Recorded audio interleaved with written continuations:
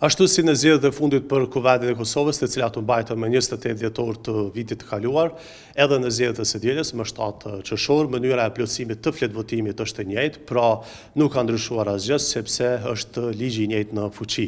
Mënyra e plotësimit të fletvotimit është kjo: së pari, në anën e majtë të fletvotimit, votuesi duhet të zgjedh vetëm një subjekt politik, dhe së dyti, në anën e djathtë të fletvotimit, votuesi mund të zgjedh deri në 10 kandidat për deputet të atij subjekti politik. Pra, votuesi duhet të votojë vetëm një subjekt politik dhe deri në 10 kandidat për deputet të atij subjekti politik. Në rastet kur votuesi voton më shumë se një subjekt politik, fletvotimi do të shpallet i pavlefshëm, po ashtu fletvotimi do të shpallet i pavlefshëm edhe kur votuesi voton vetëm kandidatët për deputet, por jo edhe subjektin politik. Në rastet kur votuesi voton vetëm një subjekt politik dhe më shumë se 10 kandidat, atëherë votat do t'i numërohet vetëm subjektit politik, por jo edhe kandidatëve. Ndërkaq kur votuesi voton vetëm një subjekt politik dhe më pak se 10 kandidat, votat do t'i numërohet subjektit politik dhe